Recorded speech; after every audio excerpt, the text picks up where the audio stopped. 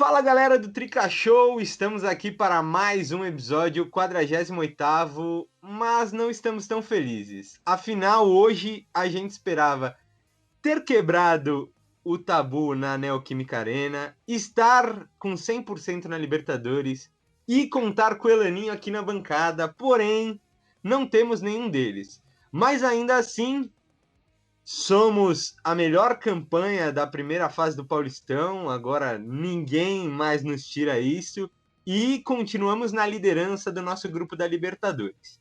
E se não temos Elaninho, temos aqui na bancada duas feras. Primeiramente, vou apresentar ele, o cara, Rafael Pog Rafa, que é duas vezes mesmo. Pog, aqui a gente já tá na loucura que a gente tava no episódio e não tava gravando, então eu já fiquei aqui meio atordoado. Mas. Boa noite de novo, né? No caso Boa aqui. noite, meu caro. Como você tá? Boa noite, Luca, novamente. Estou bem, né? Ainda mais agora que temos um tempinho extra, então, né? Já que estamos na nossa segunda rodada. Mas como você falou, não foi a das melhores semanas, mas como o Crespo acostumou todo mundo mal nesse último mês de abril, já tem gente questionando o trabalho, questionando o futebol da equipe. Muita calma nessa Rapaziada, é hora. demais, né? Muita calma nessa hora que o time ainda, se tem números bons, não perdeu, tá classificado no Paulistão, Libertadores bem encaminhada, então muita calma nessa hora. E conosco na bancada, ele, o emocionado, Gustavo Caetano. Como você tá, meninão? Fala Luca, fala Pog, fala galera que nos acompanha. Ter que expressar minha tristeza pela segunda vez é triplamente triste. Infelizmente, nós não conseguimos nem quebrar o tabu, nem estar com 3 vitórias na Libertadores. Mas é como a gente já falava aqui antes, não é o fim do mundo, não é a paz acabou. É claro que a gente queria ter ganhado essas duas partidas, mas como você disse, ainda temos a melhor campanha do Paulistão, que era o principal objetivo. Ainda somos o primeiro colocado do grupo na Libertadores, então não é o fim do mundo. Por outro lado, vão ter outras situações que a gente vai comentar aqui no episódio que também não foram tão agradáveis e que fizeram esses dois empates serem ainda piores. E a nossa maior emoção de hoje foi eu não ter gravado o começo do episódio, né? Porque de resto, tá triste. E como sempre, vamos iniciar com os destaques de cada um da nossa bancada aqui. Para iniciar, é com você, Pog. Qual o seu destaque da partida da Libertadores da América? Depois a gente fala de clássico. O meu destaque não tem como ser outro, né? Não ser o Miranda, cada vez mais jogando melhor, cada vez mais habituado com esse time do São Paulo. Mostra que voltou muito bem da China, bem fisicamente. Tem como ficar melhor o condicionamento físico dele, mas ele já está muito bem. Fez uma grande partida contra o Racing, o melhor jogador do time, sem dúvidas nenhuma. Não perdeu divididas, sempre na sobra muito bem. E uma coisa que está cada vez mais clara é que o Léo tem que ser titular nessa zaga do São Paulo, né? Não que o Bruno Alves seja um mau jogador, mas a qualidade que o Léo dá na saída de bola ela é essencial para o sistema do Crespo. E hoje no jogo contra o Racing também isso ficou claro depois que ele entrou bem na marcação, entrou bem na saída de jogo. Então ele para mim é o titular ao lado do Miranda e do Arboleda. Isso é algo que a gente vem batendo na tecla aqui desde que o Miranda foi anunciado pelo São Paulo, né? Antes mesmo dele ter condições de jogo. E para mim, particularmente, não é algo que não dá nem para fazer uma comparação a saída de bola dos dois, a diferença, né? A gente pode comparar outros quesitos ali, mas a saída de bola do Léo é muito, muito melhor. E agora você, Gustavo, qual que é o seu destaque da partida entre Racing e São Paulo? E não pode ser o Miranda, hein? Bom, Luca, como o Pog falou do único destaque positivo que a gente teve na partida de hoje, eu vou quebrar um pouco do padrão comum que a gente tem aqui no episódio e vou falar sobre um destaque ruim. Foram as lesões. A gente teve Luciano e Daniel Alves saindo por lesão, e muito se discutiu do jogo do Paulista, se a gente deveria ter ido com um time reserva ou titular mesmo. E acho que hoje estava a resposta dessa dúvida aí, desses torcedores que estavam falando que tinha que ir com o time titular, mostrando que o time de São Paulo está desgastado, é um calendário muito apertado, não é fácil você jogar um jogo sim, um dia sim, outro não. Na mesma semana você tendo toda semana dois jogos, às vezes até três. Então, hoje a gente viu que foram lesões por problemas de desgaste, problemas mais físicos. O Daniel Alves até saiu com a mão na parte posterior da coxa, isso é um pesadelo. Então, acho que o time está precisando de um descanso. E essas lesões foram a prova disso. A gente perde os 2 pontos que poderiam ter deixado a gente com 3 vitórias, 9 pontos na primeira colocação do grupo. E também perde dois dos principais jogadores do time, não sabemos até quando. Eu discordo um pouco de você em relação ao único destaque positivo, porque eu acho que aquela defesa do Volpi no final também foi algo que precisa ser lembrado. E como destaque negativo, já que você trouxe um, eu vou trazer mais um, a arbitragem. Meu Deus! Que coisa pavorosa! Nossa, nojenta aquela arbitragem. Mas a gente vai discutir mais sobre isso.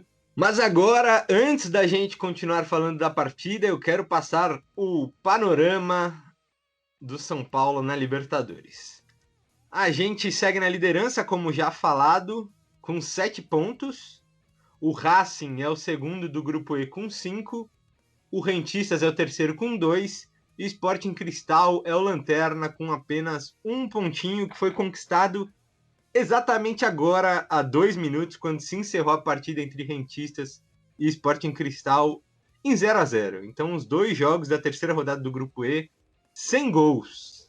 Mas vamos lá, vamos começar com a parte física, que foi algo que acarretou, acho, o Crespo poupar no jogo contra o Corinthians. Durante a semana, teve torcida organizada criticando que o Crespo poupou contra o Corinthians. E hoje a gente viu o resultado disso, né? Vocês acham que é o início de algo que pode prejudicar o São Paulo?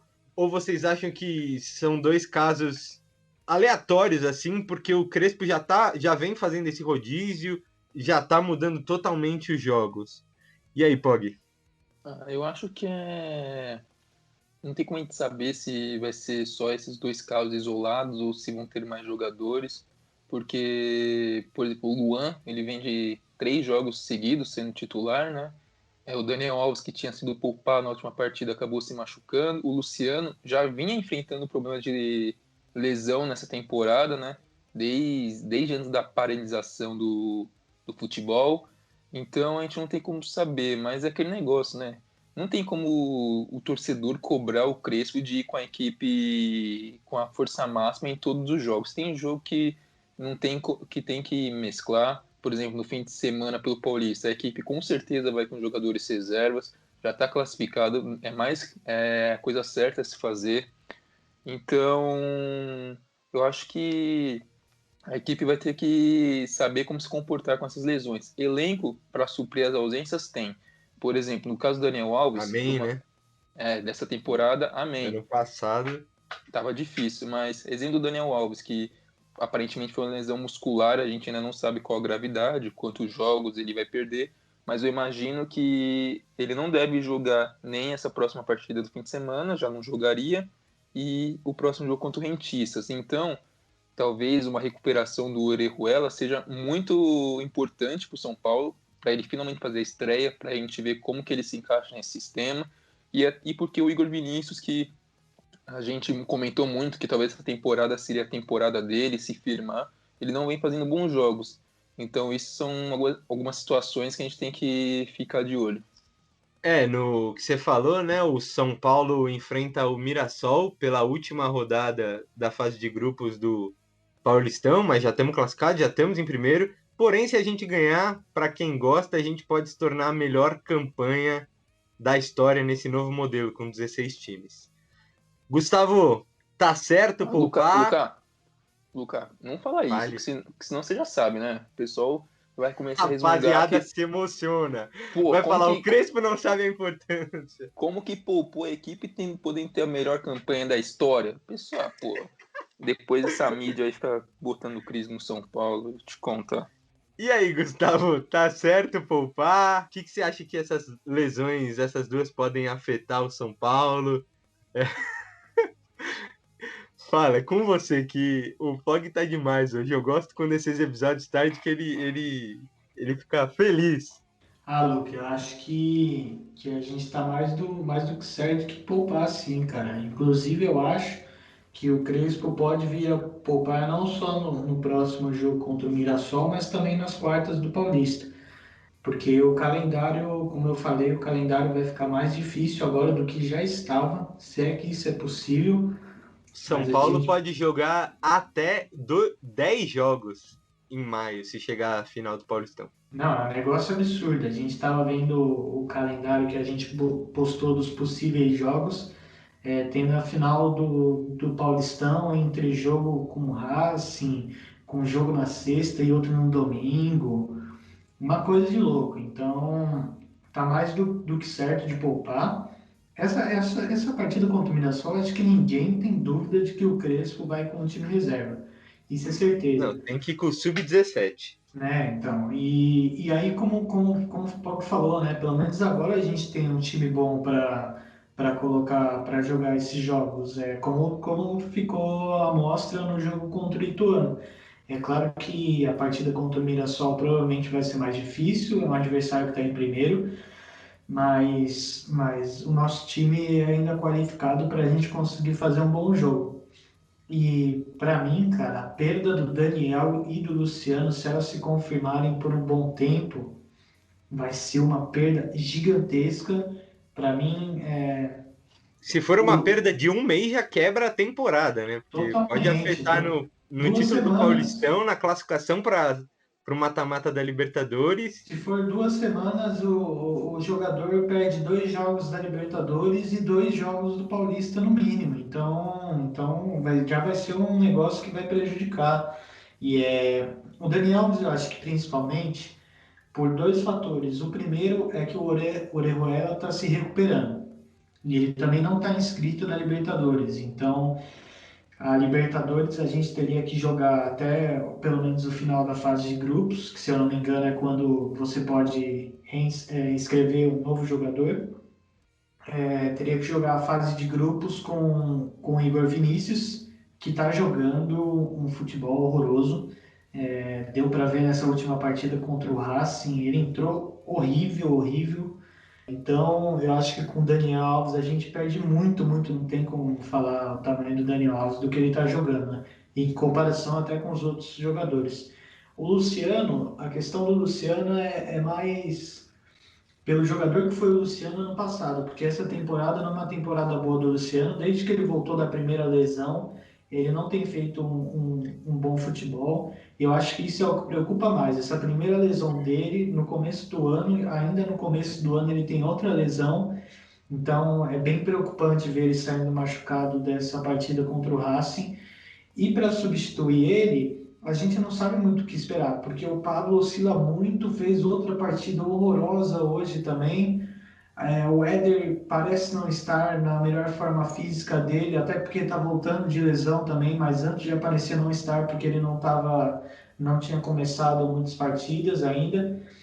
Então, então a gente fica nessa expectativa, né? Pô, vai ser um cara que não está jogando bem, mas os outros dois talvez também não dê conta do resultado. A gente espera que o Paulo volte a jogar e o Éder esteja totalmente recuperado para as próximas partidas.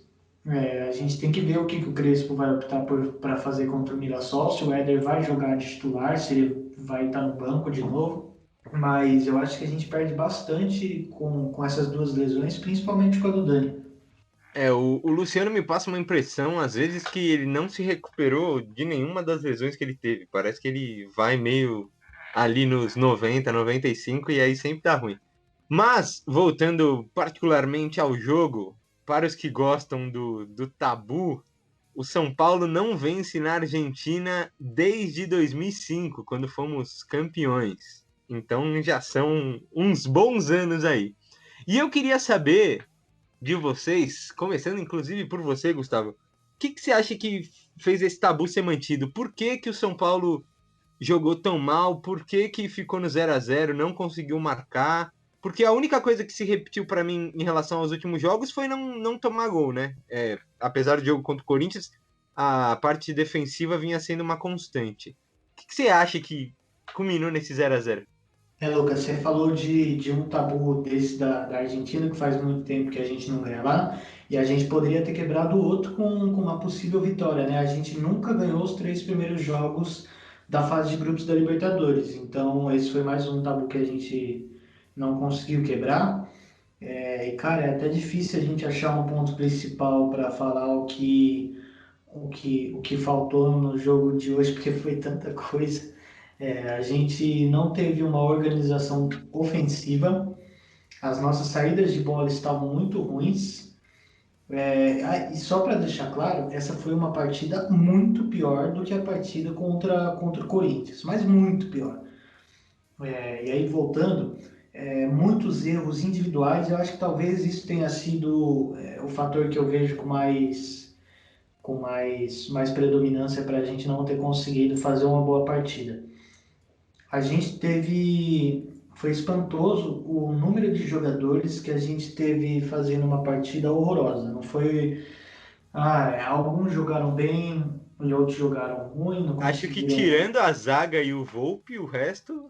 Não, a zaga foi bem sólida até, conseguiram dar conta. O Volpe quando foi acionado foi muito bem. O Racing teve uma chance absurda, que eu não sei como que não entrou, aquela bola que bate no travessão e na linha. E lá não tinha o que o Volpe fazer, mas no último lance do jogo, quando o Volpe aparece para fazer aquela defesa de futsal, é um negócio absurdo. Mas eu fiquei espantado com o número de jogadores que a gente viu fazendo uma partida horrorosa. Para mim, acho que isso foi o principal fator. A gente teve o Lisieiro, que a gente brincou no último podcast, falando que seria conseguir jogar 3 jogos seguidos. Jogou contra o Corinthians e jogou hoje. Hoje, inclusive, ficando a partida inteira em campo, que era algo que a gente também tinha falado, mas a partida do Lisieiro foi horrorosa. O Lisieiro Mas errou pelo menos passes, ele não machucou, né? pelo menos não machucou. Machucou o Luciano e o Dani e o Lisieiro não. Então foi uma coisa estranha, mas a partida dele foi horrorosa. Ele teve muitos erros de passe e passes muito bobos. O Pablo teve uma partida horrorosa. O Luciano, acho que o Luciano até tentava um pouco mais procurar jogadas. Teve a melhor chance que a gente teve no jogo foi dos pés do Luciano, mas depois daquela chance também o Luciano não apareceu mais praticamente. Então, quando a gente precisava dos dois atacantes, a gente não conseguia criar. Isso era uma coisa que eu estava falando muito, inclusive com meu pai que estava assistindo o jogo comigo, no final da partida. O São Paulo não conseguia sair porque estava sofrendo um número de faltas absurdo do Racing quando tentava ir para o campo de ataque, principalmente quando tentava um contra-ataque. O Racing não deixou o São Paulo fazer um contra-ataque, e aí não foi por habilidade deles, por design, foi porque eles faziam falta em tudo que a gente tentava. E quando a gente conseguia, a gente não acertava nada. Era bola enfiada lá na frente, que errada, era jogada individual que o Pablo tentava fazer e ele não conseguia. Então, quando a gente precisava do Pablo e do Luciano lá na frente, a gente também não pôde contar com eles. E o meio-campo também estava jogando mal. Então, o Benítez, mais uma partida ruim do Benítez. Teve um começo muito bom, fez aquela partida absurda contra o Sporting Cristal, mas contra o Corinthians, que ele entra no segundo tempo, ele já entra mal. E na partida de hoje jogou muito mal também, assim como aquele começou contra o Rentistas. Então, eu acho que a principal foi isso. Eu acho que quando é o que eu falei no outro episódio, cara, quando você tem um jogador como o Benítez, que é o cara que tá lá para armar o jogo, no meio de campo especificamente, quando esse cara não tá jogando bem, o time inteiro fica perdido. porque a gente pode muitas vezes ver durante esse jogo um espaço absurdo entre o meio e o ataque, onde os dois não se falavam e ficava um buraco no campo de defesa do Racing e a gente não conseguia criar nada. Então, para mim, o principal motivo que fez a gente ter essa partida tão horrorosa foram os erros individuais e a desorganização do time em campo. E aí, Pog, qual setor foi pior, o meio de campo ou o ataque? Se é que dá para escolher um. Antes de começar, só passar a informação aqui que eu acho que o Gustavo se confundiu, porque é muito jogador em campeonato com inscrição, jogador inscrito e não. O Orejuela está inscrito na Libertadores, ele está fora do Paulistão, da fase de grupos do Paulistão, mas É na no Libertadores. Paulista, né? Eu falei, É, falei errado, então. mas Confundi as ele É que coisas. ele não tem é, condições de jogo ainda também, né? ele não está fisicamente bem ainda, por isso que ele não jogou pela Libertadores. Mas caso ele volte e o Daniel esteja machucado, eu acho que ele vai ser utilizado. E falando sobre o jogo, eu acho que o meio de campo foi muito mal. Os jogadores estavam muito abaixo hoje tecnicamente. O Lisiero, que vinha de uma sequência muito boa, muito forte, jogando muita bola, foi o nosso destaque em alguns jogos aí nessa temporada. Foi muito mal hoje, errando muitos passes. O Benítez, ele se apresentava para o jogo, mas ele foi muito bem marcado. Muitas vezes era parado com falta para não pegar ritmo. Foi um dos jogadores que deve ter sido o jogador que mais sofreu falta do São Paulo hoje. Ele também estava mal tecnicamente, errando alguns passes que ele não costuma errar. O Daniel Alves, enquanto estava em campo, também não foi bem hoje. Ele errou jogadas que em seus melhores dias ele não erraria.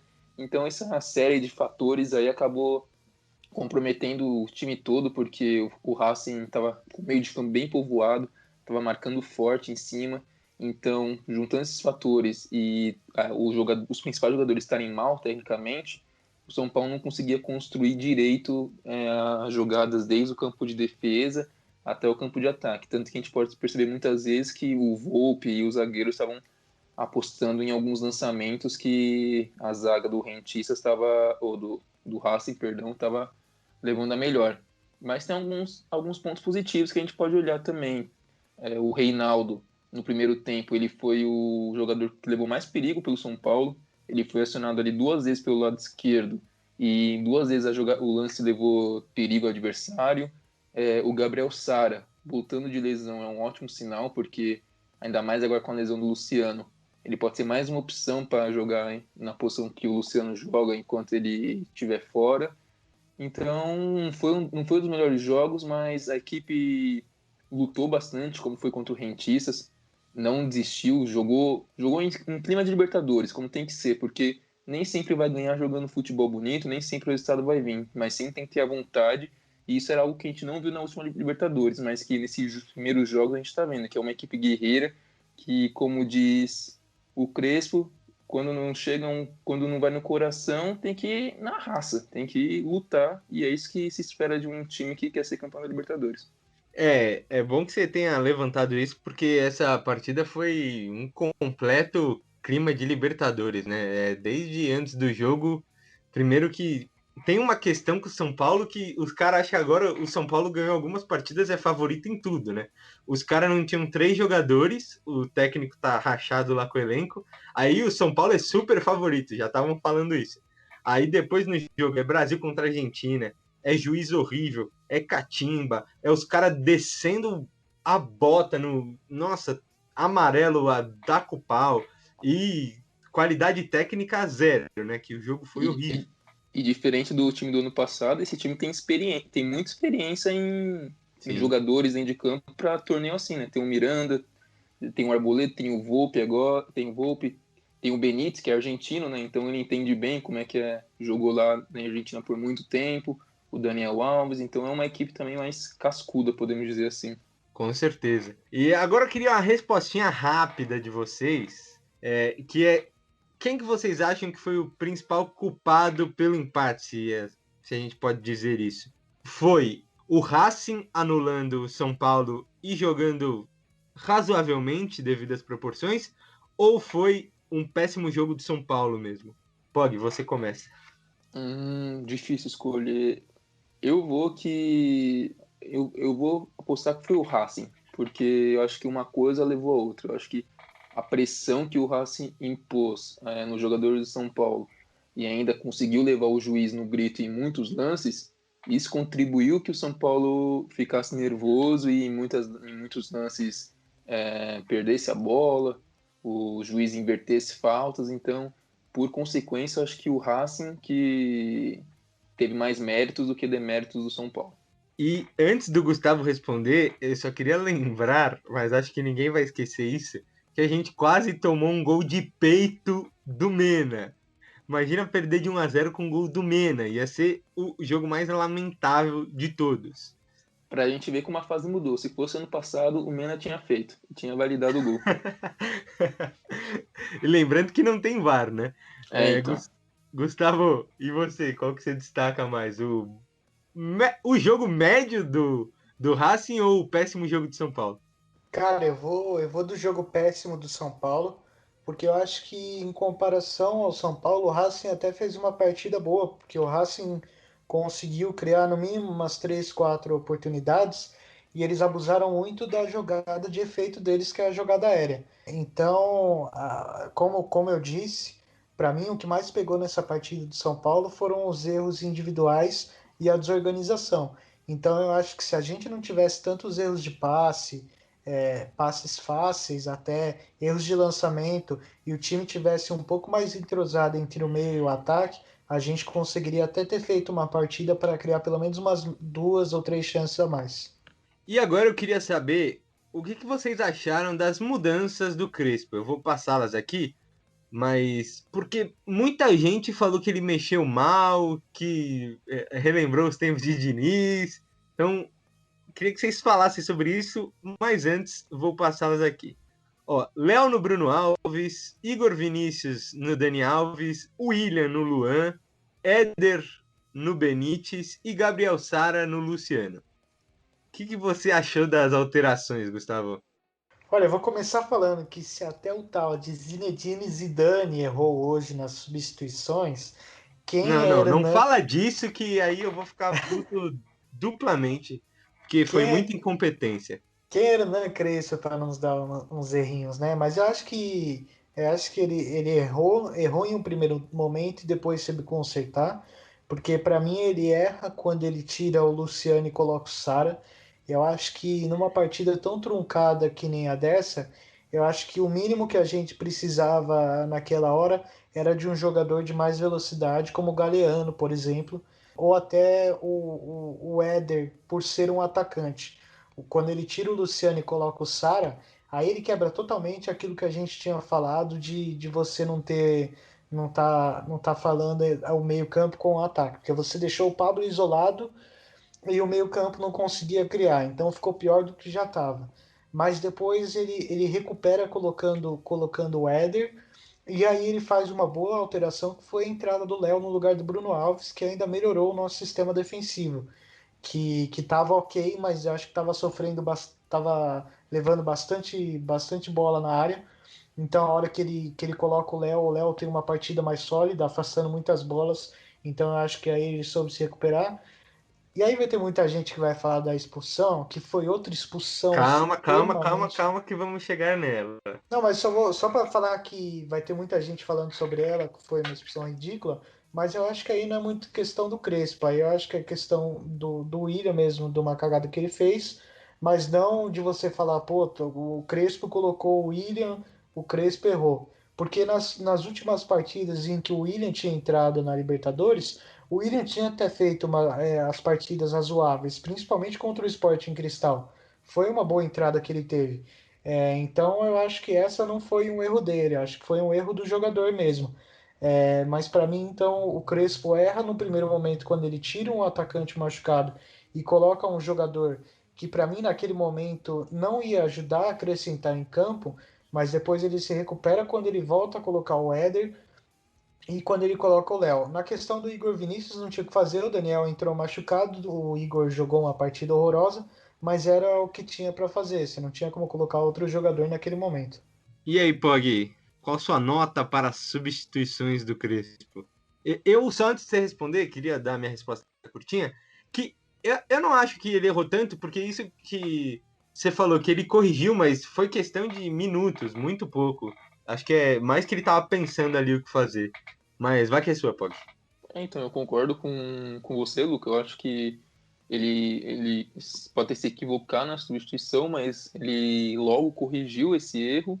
E as outras substituições, para mim, foram claramente. Ele tirou jogadores que tinham cartões amarelos e que poderiam ser expulsos a qualquer momento, porque o Luan, que é o nosso jogador de mais marcação, estava amarelado, o Bruno Alves também estava amarelado, então ele quis tirar esses dois jogadores, colocar jogadores com mais fôlego e sem cartão amarelo, né? Acabou não dando certo porque o William acabou sendo expulso, mas a intenção dele foi boa, de preservar o time, manter os 11, porque ele claramente viu que o juiz estava perdido no jogo, então a qualquer momento poderia sobrar uma falta ali e algum desses jogadores serem expulsos e piorar a situação para o São Paulo.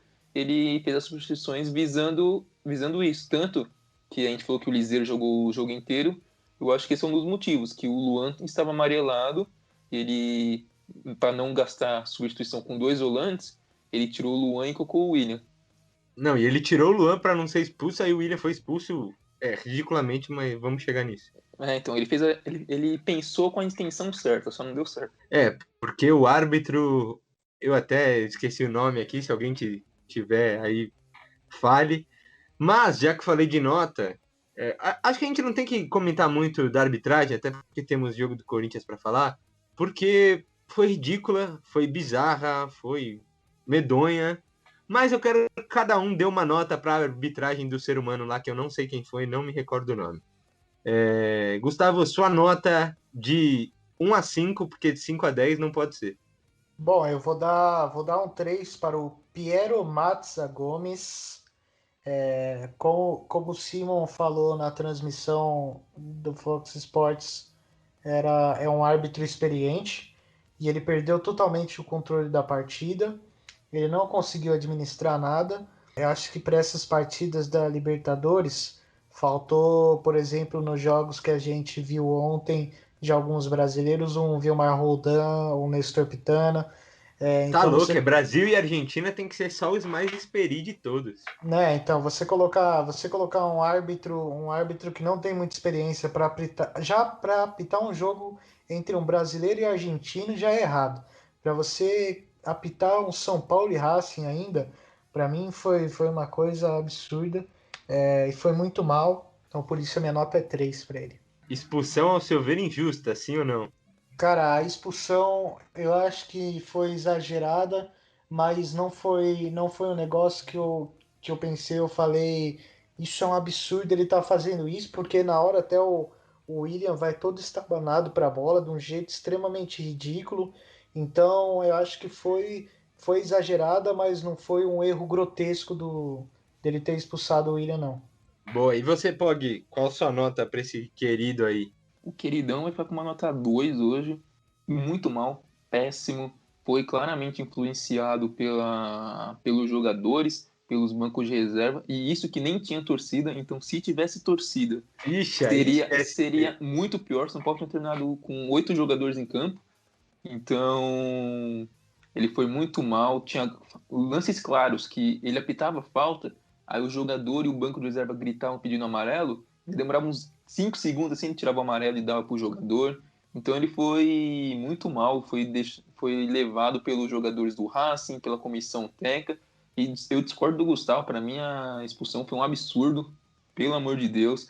Mas novamente nesse lance, ele foi levado pelo grito do jogador e pela pressão que os jogadores dentro de campo fizeram em cima dele.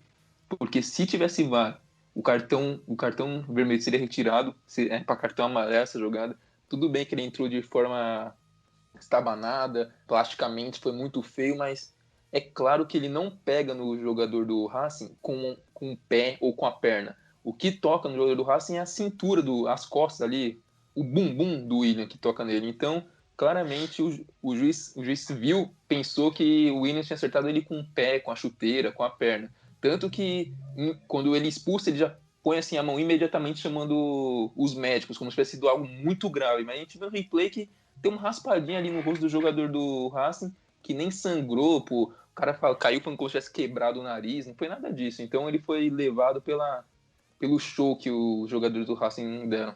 Não, e você falou que poderia terminar com 8 eu não sei, mas com 9 com certeza teria.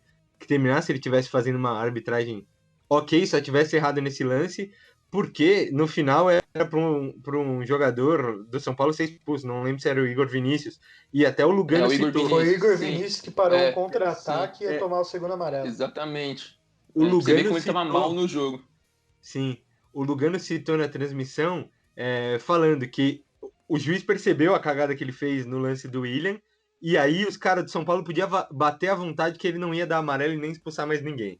E foi claramente o que aconteceu. Mas se tivesse com a torcida, eu me preocuparia com quantos jogadores de São Paulo teria que se preocupar para não ter na próxima partida, né? E para mim, vocês foram muito generosos, a minha nota é 1, porque foi uma das piores arbitragens que eu já vi. E agora, queria já, levando pro majestoso, falar sobre o esquema de jogo que a gente vem enfrentando, porque nos últimos 2 jogos que nosso padrão foi bem abaixo, a gente enfrentou esquemas com 3 zagueiros e um meio mais povoado com muito mais jogadores, sendo que nosso esquema também é o 3-5-2, né? Eu queria saber se vocês acham que se isso afetou muito o São Paulo nas 2 partidas. Pog, começa com você. Acho que afetou um pouco, acho que foi uma surpresa até para o próprio Crespo, porque o Corinthians não vinha jogando muito com 3 zagueiros, jogou nessa partida, acho que o Crespo talvez não esperasse, e o São Paulo realmente não tinha enfrentado times assim ainda, né? Então, foi uma coisa até que o Crespo falou hoje na coletiva pós-jogo, que perguntaram para ele se ele tinha alguma saída para equipes que vão jogar com 3 zagueiros, que vão povoar o meio de campo. E foi uma coisa que ele falou com muita sinceridade, até rindo, que ele precisa de tempo para treinar, porque é uma coisa que claramente não está tendo muito, né? Então, acho que é algo que influenciou nas últimas performances, que é algo que o São Paulo não tinha enfrentado muito nessa temporada. O Crespo já deve ter soluções, mas que ainda não foram implantadas em treino muito bem.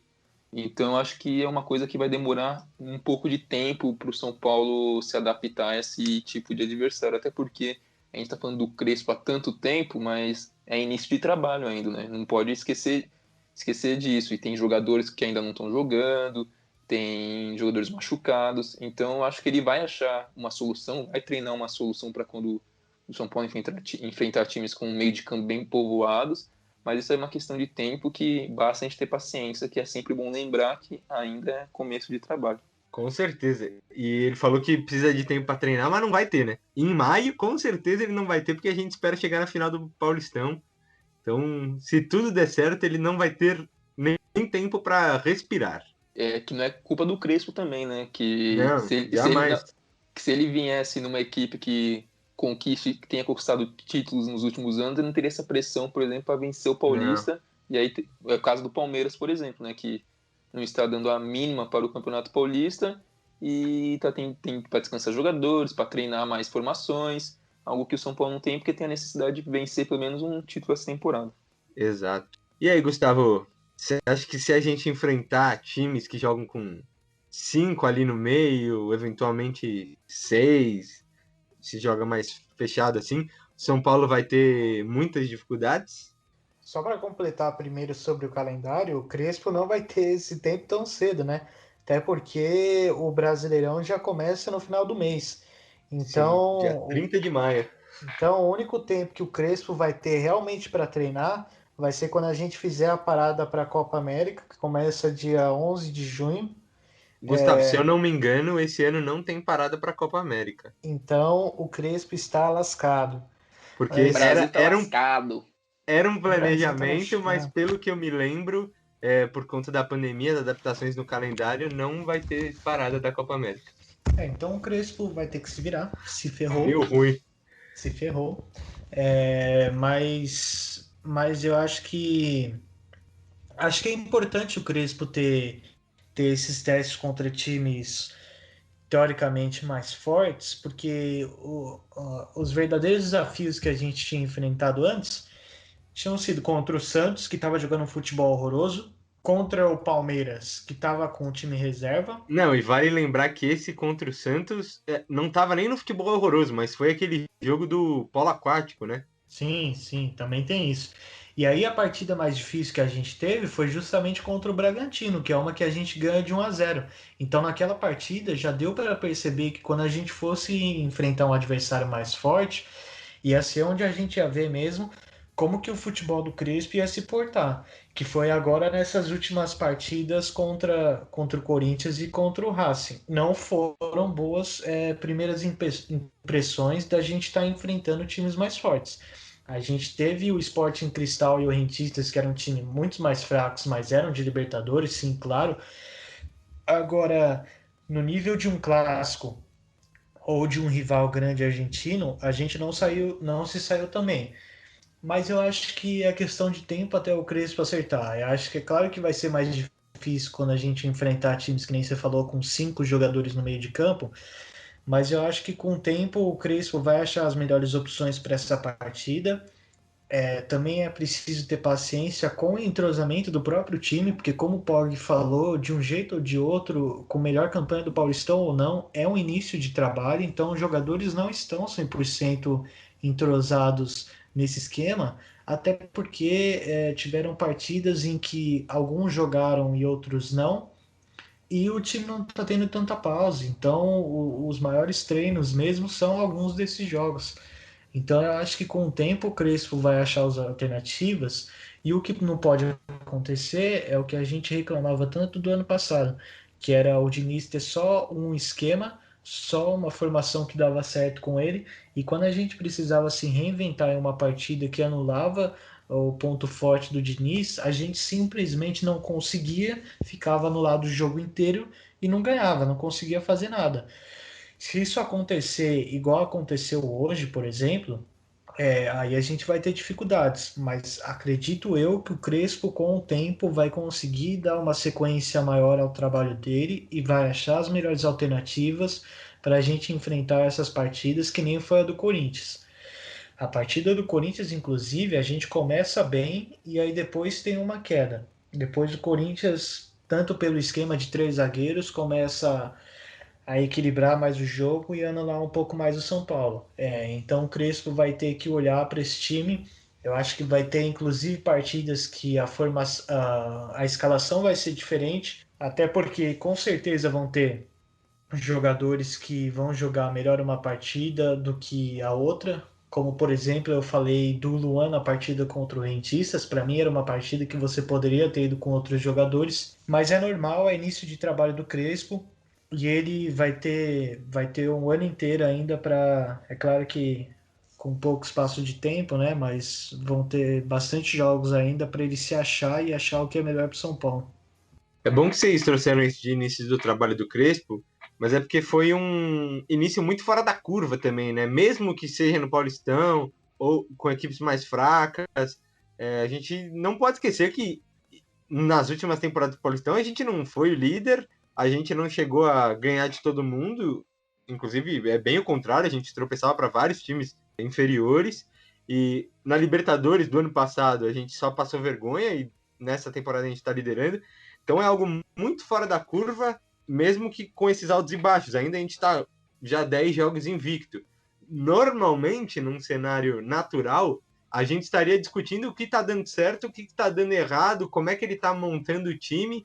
E não, a gente já sabe o time que joga, basicamente, já sabe os pensamentos dele, já sabe a adaptação ali do Daniel Alves. Então é algo muito diferente. Acho que porque a gente, se fosse pensar lá no início da temporada, o que a gente falaria nos podcasts, a gente não teria esse roteiro. Eu tenho para mim que seria completamente diferente.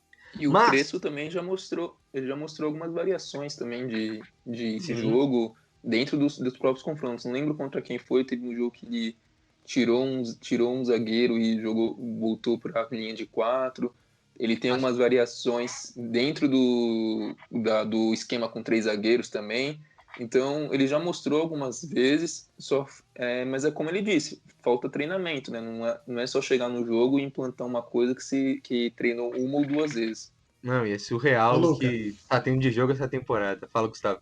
e só para atualizar o pessoal um pouco, torcedores, calma, mas uma suposta ida do São Paulo à final do Paulistão, uma suposta, na melhor das hipóteses, a gente já estaria com uma classificação encaminhada na Libertadores, porque os 2 jogos da final do Paulistão são entre o 5º jogo da Libertadores e o 6º. Então, numa melhor das hipóteses, a gente iria com essa classificação garantida para lá na última partida enfrentar o Sporting Cristal com o time reserva, porque antes, do dia 18 ao dia 23, a gente teria 3 partidas, uma contra o Racing e as 2 da final do Paulistão.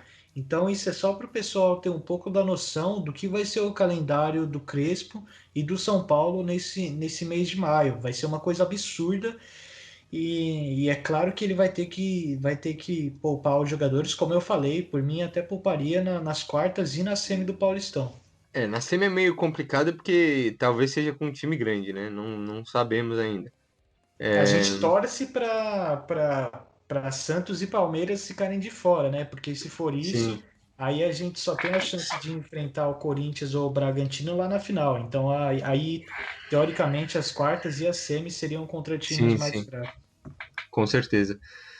Agora indo pro fato de jogo exclusivamente do Corinthians para a gente ir caminhando para o final do episódio, eu queria perguntar primeiro rapidamente se vocês teriam entrado com um time misto ou não. E, além disso, lembrar que muita gente reclamou, tal, o empate não é tão bom, queria quebrar o tabu, mas em outros tempos era para São Paulo ter tomado 3, depois que tomou o segundo ali. A gente conseguiu empate ali na Bacia das Almas. E aí, Pog, você teria ido com um mistão mesmo ou não? Nossa, com certeza. Eu teria poupado até alguns outros jogadores. Por exemplo, o Luan eu teria poupado esse jogo. Talvez entraria com outro jogador na posição dele. Então, o Volpe talvez eu teria poupado também. É goleiro, mas é aquilo que a gente fala, não é só o esgotamento físico, tem o esgotamento psicológico também. Então, talvez eu teria poupado o Volpe, mas eu concordo com o Crespo, o time misto era o que tinha que se fazer. Querendo ou não, Libertadores é prioridade. Se classificar na Libertadores em primeiro do grupo é prioridade, ainda mais que o São Paulo já estava classificado no Paulistão e com grandes chances de ficar com a primeira colocação, que foi o que se confirmou depois do jogo. Então, para mim, ele fez certo e o jogo de hoje só reflete o como ele fez certo poupando os jogadores, porque se as lesões que aconteceram hoje poderiam ter acontecido no jogo de domingo, se o Daniel Alves jogasse ou se o Luciano estivesse desde o começo do jogo, e aí ele seria criticado, pode ter certeza que ele seria criticado por ter jogado com os jogadores principais no Clássico. Então, não dá para agradar a gregos e a troianos, mas, no meu ponto de vista, ele fez o que tinha que ser feito. E como você falou, se fosse em outras épocas, o São Paulo tinha perdido de muito mais. Tinha saído na frente, tomado a virada lá para 3-1, esses placares que o São Paulo costumava levar, né? E o gol de pênalti ali foi o que mostra a diferença de fase, né? Um pênalti aos 50 minutos é uma coisa difícil de acontecer. E o importante é que o Luciano balançou as redes também, não pode deixar de mencionar isso. Isso todo mundo acertou, né? Eu, Elaninho e Gustavo falamos que ele ia marcar. Quase ninguém acertou o placar, né? A gente tava todo mundo apostando na vitória, mas pelo menos a gente acertou isso. E aí, Gustavo, tinha que ter ido mistão, tinha que ter ido reserva ou tinha que ter ido titular? Tinha que ter ido um mistão a veras para esse jogo. Acho que o Crespo esteve mais do que certo com o que ele fez. Como eu falei, o time até começou bem, a gente saiu na frente do placar. Então, para mim, tá mais do que certo, classificação garantida. E você imagina, como o Paulo falou, se o que teria sido se a gente tivesse ido com o time titular, né? Se até o Dani Alves, que não jogou essa partida contra o Corinthians, acabou se machucando contra o Racing, os outros jogadores também poderiam ter tido o mesmo destino. A gente teve como ponto positivo o Miranda, né, que vem de 2 partidas fantásticas, contra o Corinthians e contra o Racing. É um jogador que também não é dos mais novos, tem 36 anos já, então a gente também vai ter que ter esse cuidado com ele ao longo da temporada, mas ele fez as 2 partidas excelentes e o Crespo estava mais do que certo do que com esse time. Eu acho que foi bom para ele testar jogadores como o Nestor, por exemplo, que já estava sendo até utilizado como titular e depois voltou a ir para o banco um pouco, então foi bom ver ele voltando a jogar essa partida. O Wellington também, que vai ser uma das alternativas que a gente vai ter ao longo desse ano. E outros jogadores que a gente vai ver muito constantemente ao longo da temporada. O Vitor Bueno já é esse atacante reserva que o Crespo queria. Ele muito provavelmente vai continuar utilizando o Vitor Bueno nessa posição, então a gente vai ver muito ele.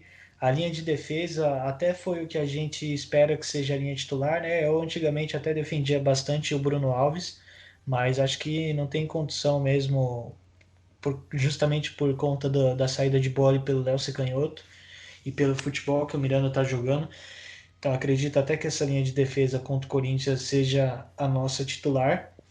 E, pô, não ganhou, mas não estava errado de ter feito isso, cara. É melhor a gente sair de lá com um empate sem quebrar o tabu e preservar o nosso time para as partidas do que vem pela frente, do que a gente ir jogar no sacrifício, ganhar uma partida só por 1-0, 2-1, 3-2 e depois sofrer de novo contra o Racing e perder na Libertadores. A gente não sabe, provavelmente se tivesse jogado o time titular contra o Corinthians ia estar muito mais desgastado contra o Racing, poderia até ter perdido.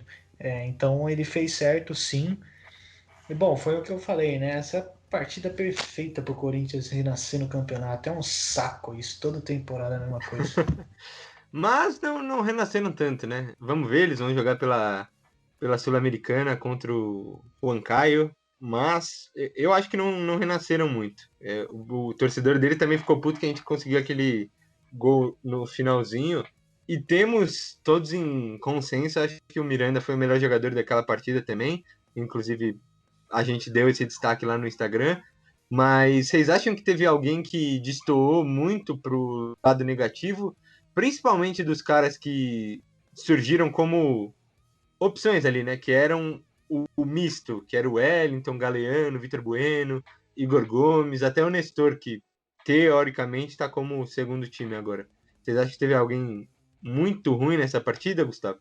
Cara, para mim o Igor Gomes acho que é o jogador talvez do time titular que tenha feito a partida mais abaixo do time. O Vitor Bueno também não foi bem, mas o Vitor Bueno até tem uma chance onde ele sai frente a frente com o Cássio, ele acaba não guardando, mas para mim a partida do Igor foi a pior desses jogadores aí. E eu acho que o Lisieiro também entra muito mal no jogo. Ele entrou Já e falei, ele não pode jogar 3 seguidos. acho que esse é o problema dele, porque ele entrou do banco e jogou muito mal. Então eu acho que não foi em comparação com como eu falei, em comparação com a partida do Racing, contra o Corinthians, o São Paulo chegou a jogar bem no momento do jogo. Eu não achei que foi uma partida horrorosa. A partida contra o Racing foi horrorosa. Agora, a contra o Corinthians foram muito poucos os jogadores que foram muito ruins assim. Foi uma partida ruim. Agora, muito ruim, para mim, só a partida do Igor Gomes mesmo e do Lisieiro que entra muito mal. Igor Vinícius também, como a gente falou, já não tá fazendo boa partida faz muito tempo, né? Então, eu acho que horroroso assim não teve nenhum jogador, não. E você, Pog, como que você analisa a partida desses reservas, né? Se assim podemos dizer, porque parece que o Crespo tem uns 15, 16 titulares ali. Até pela expectativa criada e por muitas vezes ter jogado de titular, eu acho que o Nestor, para mim, foi o pior jogador em campo, me decepcionou. Eu esperava bastante dele. Espero, né, na verdade. Ele já mostrou em muitos jogos dessa temporada que tem futebol até para ser titular da equipe, mas nesse jogo em específico ele foi muito mal. Eu achei que ele poderia ter um destaque ali no meio de campo, jogando no lugar do Lisieiro, mas ele errou muitos passes, não defendeu bem, e para mim foi a decepção do time do São Paulo. Eu inclusive acho que tinha que ter ido com mistão ou até reserva, mas é melhor não para não criar conflito, né? Porque a gente é obrigado a ouvir que é melhor ganhar clássico do que ganhar campeonato. Aí é o fim do mundo, acabou o planeta, aí esquece. Se a gente Não, perder é aquele do Palmeiras, negócio. do Corinthians, do Santos e do Bragantino, e mesmo assim a gente ser campeão, se a gente for campeão empatando tudo, tá ótimo. Eu quero ser campeão. Fala, Pog. É aquele negócio, né? O São Paulo tem um departamento restrito só para ver isso. Como que tá o jogador fisicamente. E quem tem razão é o torcedor que tá aqui de fora que acho que o cara tem que jogar os 90 jogos da temporada. Não, é cada uma que vou te contar. O que me deixa meio triste, assim, pelo resultado, meio puto, foi a escalação do Corinthians, porque o time do Corinthians é muito limitado. Aquele time do Corinthians é muito ruim. A gente tomou gol, mano, do Gustavo Mosquito, velho. Não dá pra tomar gol do Gustavo Não, Mosquito, e com aonde que todo a gente ia tomar respeito. um gol daquele do Luan? O Luan, depois de fazer aquele gol, ele perde um na cara, Não, ele nunca extremamente mais vai fazer um fácil. gol daquele na carreira, velho. E Você é foi um louco. baita de um golaço, cara. Foi um É, golaço absurdo que ele fez. Quando que a gente ia tomar um gol desse do Luan? com certeza. E vai continuar essa zica, mas vamos esperar. Quem sabe, né? Uma final entre Corinthians e São Paulo, a gente decidindo em casa, porque eu acho que isso é importante. A gente empatar lá e ganhar no Morumbi seria o ideal, assim, se tivesse uma final entre os dois. É igual o São Paulo e o Palmeiras, né? O São Paulo demorou para quebrar o tabu lá no Allianz, mas a primeira vez que saiu vitorioso lá do Allianz foi numa semifinal de Paulista, mesmo que seja nos pênaltis, mas foi a primeira vez que conseguiu sair com uma vitória de lá. Então, quem sabe não seja assim com o Corinthians também no jogo mais importante, o São Paulo consiga quebrar esse tabu e de quebra outro tabu de títulos. E E hoje em depois dia o só Allianz Taylor, é né? nosso, segura. Depois foi só Taylor. Rapaziada, mais algum destaque antes da gente partir para a projeção da próxima partida com palpites? Não, vamos seguir. Vambora então. Passando o panorama agora do Paulistão, o São Paulo é líder do grupo B com 26 pontos e 11 jogos, resta só a partida do domingo, que novamente não temos horário definido, que maravilha, né? A Ferroviária é a segunda do grupo B com 15 pontos e 10 jogos. Terceira, Ponte Preta, com 13 pontos e 11 jogos. Então, se a Ferroviária ganhar o próximo jogo, é o nosso adversário das quartas de final. Tem que definir isso ainda, as duas equipes estão brigando, mas o São Paulo está ali, bem na frente, inclusive garantiu porque o Corinthians tem 22 e o Bragantino 22, ambos com 11 jogos, são segundo e terceiro respectivamente. E agora para o jogo de despedida dessa fase de grupos do Paulistão, temos Mirassol e São Paulo no domingo, dia 9 de maio. Vamos de reserva, acho que isso já é algo que o Crespo deixou claro, acho que é algo que a gente deixou claro aqui no podcast. Agora eu quero palpites, como sempre, né? Aquele quadro gostoso. Pog, qual é o seu palpite para essa partida? Eu tô em dúvida aqui como vai ser o time reserva. Eu tô querendo Eu acho que colocar um vai ser empate. reserva. Tipo aquele Vai ser reservão. reservaço. Não vai ter nem Rodrigo o na Volpe no rolê. zaga, Diego Costa. Vai ser Vai isso mesmo. ser. Então, eu não tava querendo colocar um empate, mas eu vou de empate. Eu acho que vai ser 1-1.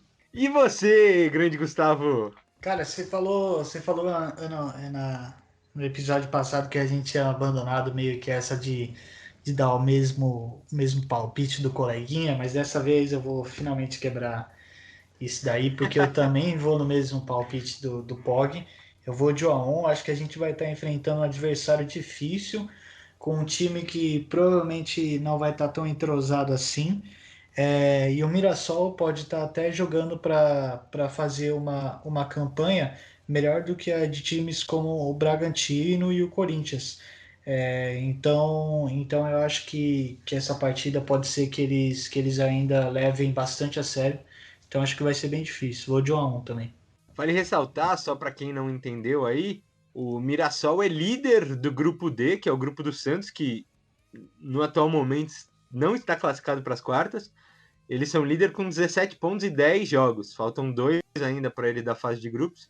E aí, segundo o Guarani com 14 e 11 jogos. E terceiro, Santos, 10 e 10. E eles enfrentam o Santo André nessa quinta, que é o último colocado do grupo do Corinthians, se eu não me engano. Então, se eles Corretíssimo. ganham, eles chegam para a última rodada tendo o mesmo número de jogos que Corinthians e Bragantino, com 2 pontos a menos só. Então, se algum dos Sim. dois vacilarem, o Mirassol pode ter uma campanha melhor. Exato, muito bem lembrado. Porém, contudo, entretanto, todavia eu vou de 3-0 para São Paulo. Meu Jesus. A gente tá na ousadia, pai. reclamaram tanto dos meus palpites temporada passada, eu quero ver quem me segura nessa.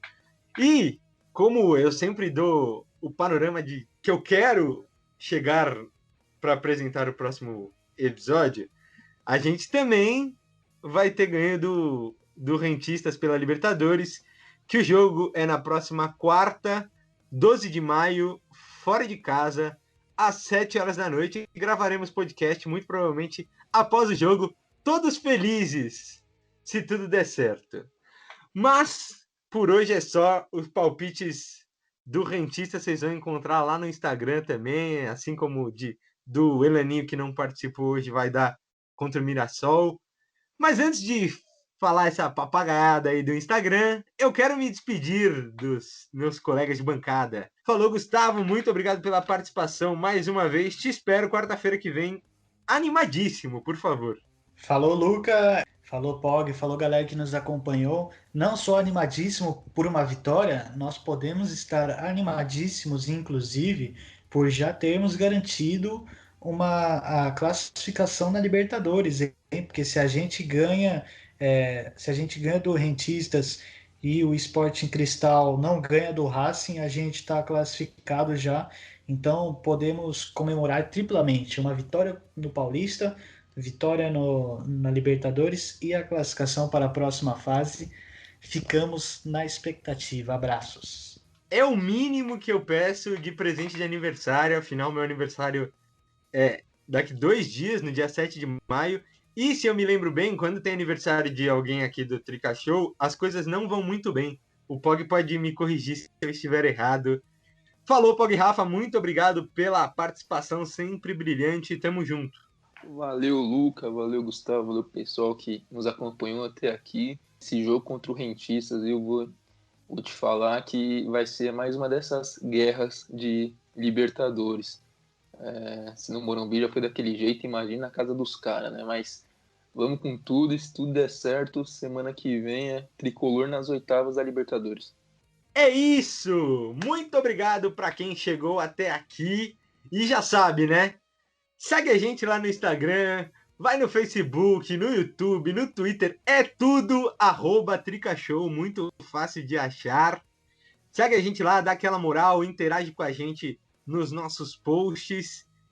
E para finalizar mesmo agora, eu queria mandar um abraço para o nosso ex-apresentador do podcast, Vitor Buni.